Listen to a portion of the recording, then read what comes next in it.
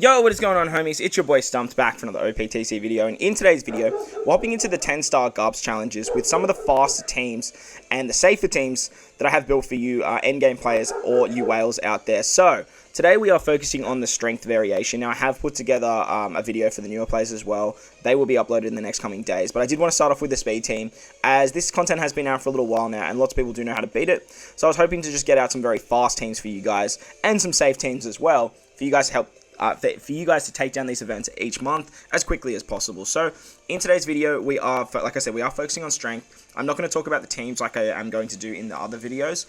We're just going to sort of look at the teams and talk about them as we go. So we're going to start with Heavenly Demon 1. Let's hop in.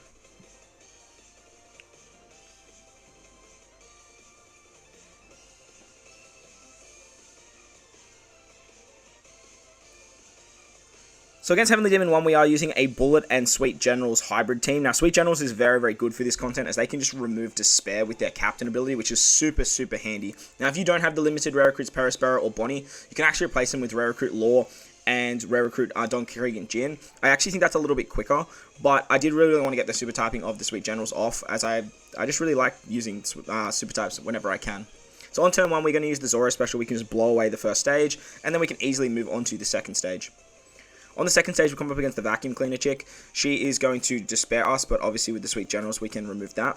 We are just going to pop our Zoro special, literally just because, and then with our normal taps, we can take her out. This team has so much damage, as long as you are killing stuff every single turn to get the 5x Captain multiplier from the Sweet Generals, and with this particular team, we definitely are. On the next turn against Rebecca, she puts up 3 turns of defense up and paralyzes us. This is where the Don Krieg and Jin special is actually God, because you can remove all those effects, get the orb boost as well. But with this team, we are using Jewelry Bonnie, and we are using Perospero. So Perospero gives us an orb buff, Jewelry Bonnie removes the paralysis, and with that we can just take this, we can just wipe this stage very, very easily, as Bullet is super effective against all types. On the next turn, we can use the Bullet special, and we can just basically just tap one of them, and then Bullet's end of turn damage is just going to do the rest for us. Very, very nice.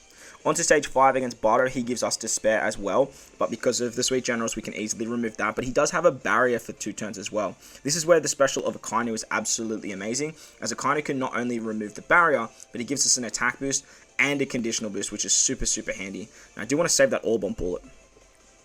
On to the next stage now, we come up against Treble and 3 of his Gunner friends. This is where using the Rare Recruit Law special is very, very good, because he removes the paralysis and he will do damage. But with this particular setup that I've put together, I am using the super type of the Sweet Generals, and then we can use the Bonnie special to actually remove the, to kill the guys in the back, as well as remove the paralysis. And with that, as long as we hit with our Bullet last and he has an orb, we should be able to take out Treble easy peasy, as the super typing allows us to get a lot of extra damage.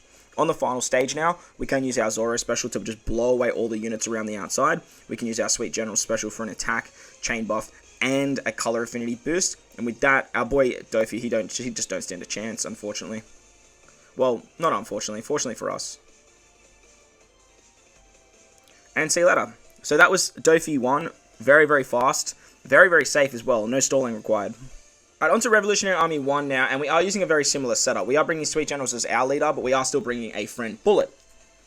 We are bringing Zoro once again, which is very, very handy. We do have the V3 Akainu, we have the Clash Jinbei, and then we have Limited Rare Recruit Lucy with the support of Halloween Ace. Limited Rare Recruit Lucy is really, really good with the Halloween Ace support, as this content is just sort of built around Bind. So very similar to Dofi 1, we are going to use that Zoro special to just basically do a big stage clear.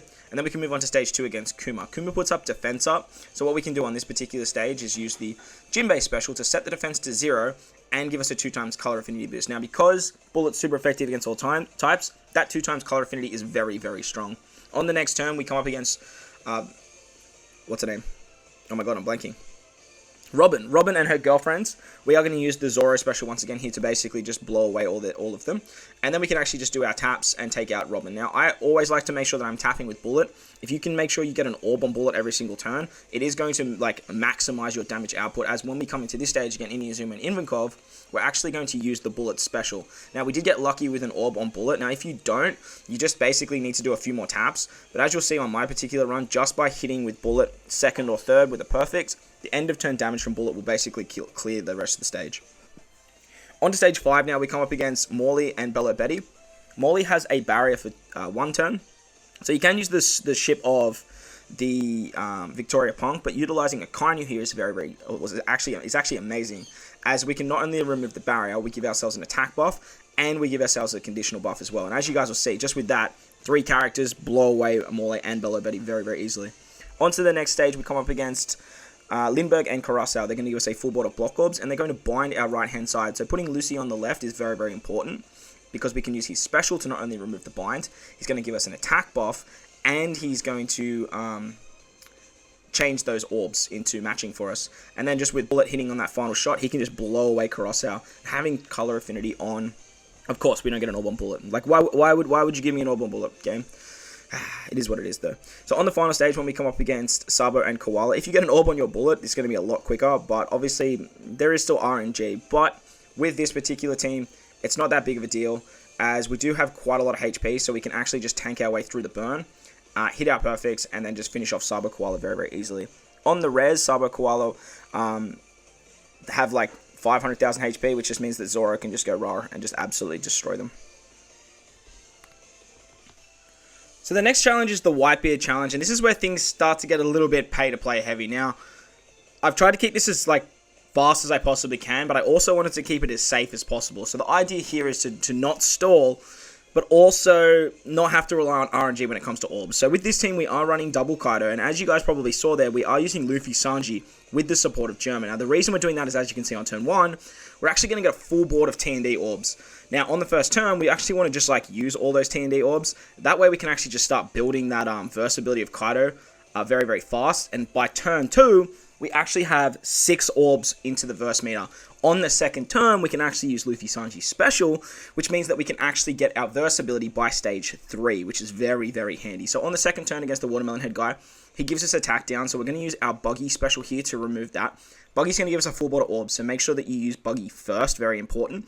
Then we can switch with our Luffy Sanji, use the Luffy Sanji special, get a full board of recovery orbs, and with that, we're going to be able to take out the Watermelon Head guy very, very easily, as we do have a full board of matching orbs, as well as being able to take those recovery orbs, put them into our versatility, and start popping that off by stage 3. So on stage 3, when we come up against Higuma, Atmos, and the Chainball guy, we're actually just going to pop one of our versabilities of Kaido, and with that, we're just going to just single tap with Kaido, and just let his end of turn damage do the rest.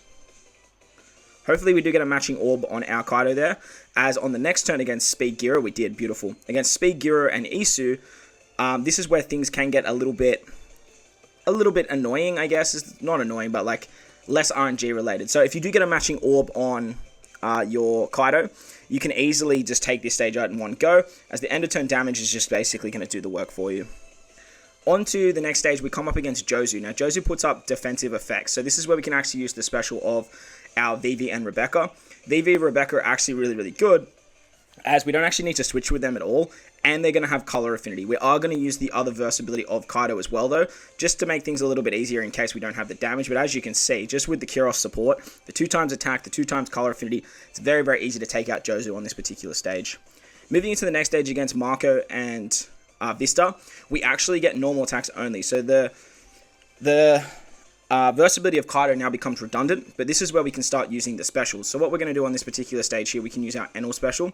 Enel's going to rotate his orb, and with the Dofi support, give us an orb boost. Then with our Kaido special, we can get an attack boost. Now, we just want to make sure that we do hit our 3 perfects here before we move on, as we do want to carry that orb buff into the next stage. But as you can see with Kaido, we just have so much damage, it's like, it's not even funny. Like, it's very, very easy to hit those 3 perfects as well. Moving on to the next stage against Ace and WhiteBeard, this is where we're basically just going to wrap things up. So we can use our Kaido special, or our other Kaido special, I should say. We are going to get slot bonded in our top and bottom row. You can change units around to match that, but as you guys are about to see, that's really not going to be a big issue. We do want to switch with our Luffy Sanji just so we have another strength unit, as Sanji isn't boosted under Kaido, and then we can switch with our Vivi Rebecca as well to give us a chain lock. And with that, that's just going to be absolutely GG for our boys Ace and WhiteBeard. Catch So there you go, no stalling, very safe, still very fast. Not the fastest team there is, but very fast nonetheless. So the final challenge is against Eneru, and once again we are using double Kaido with that same strat of Luffy and Sanji. But the problem with this particular piece of content is on stage 2, you can get randomly special blinded and binded. So we do have limited rare recruit Lucy with the Halloween Ace support very, very easy to get around the bind that gets inflicted on stage 2 that way, and then we can use the Lucy special later down the track. On turn 1, again, we are utilizing that Germa support. It is very, very handy, as like I said in the WhiteBeard mission, it is going to allow us to get a full board of T&D orbs, and with Kaido, that just gives us six orbs to the verse meter on turn 1. Now, if you get very lucky, and your Luffy Sanji doesn't get binded or special binded, unfortunately mine did, then you can actually use their special on this particular turn and start getting the verse ability off very, very quickly. But to make this sort of like video sort of more viable, I guess, we are actually just going to use the special of one of our verse Kaidos, and that way we can actually just destroy this particular stage, provided we do get lucky with some orbs as well. As we do hit all of our perfects, or 3 of our perfects I should say, we can easily get the orb boost for the next stage against Tweedledee and Tweedledum. So against Tweedledee and Tweedledum, we do want to try and make sure that we can get our verse ability somehow now, so we can with our orb rotation. You can switch with Luffy and Sanji as well to guarantee yourselves some more recovery orbs. But as you can see, as long as you break the barrier and you have 3 orbs on your final hitting units, you can easily take out that particular stage there, even through the burn and even through the barrier. On the next turn, this is where we're going to start popping off our verse ability meters. So against Wiper and his 2 Skypiea friends, this is where we're actually just going to start hitting with our Kaidos, just so we can start getting a bigger end of turn damage. So depending on what verse ability you activate, you do want to hit with that Kaido sort of last, so that way his 3 times damage will kill Wiper if you are struggling for damage. On to the next stage, we come up against the dude on the ball and the wingnut guy. That's my names for them. I know it's not right, obviously, but I like calling them that. So on this particular turn, you want to attack with Kaido. The one that has the verse ability, you just want to sort of put a few hits in, and then that way you can rely on the end of turn damage to do the rest for you.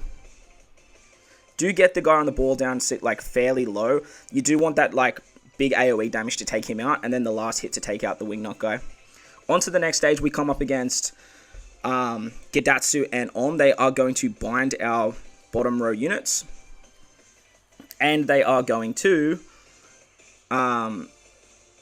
do end of turn damage. So this is where we can use our Lucy special. Lucy's going to give us an attack buff, and then what we want to do on this particular stage as well is we actually want to use one of our Kaido specials. Utilizing the Kaido special and hitting our 3 perfects is actually going to help us out significantly on the final stage, as we can get the orb boost for our entire team, and we activate the verse ability as well, so that way we can actually just guarantee the kill on Gidatsu if you are struggling for damage. You will carry that verse ability into the final stage against Eneru as well, so don't stress too much if you were struggling for a little bit of damage there.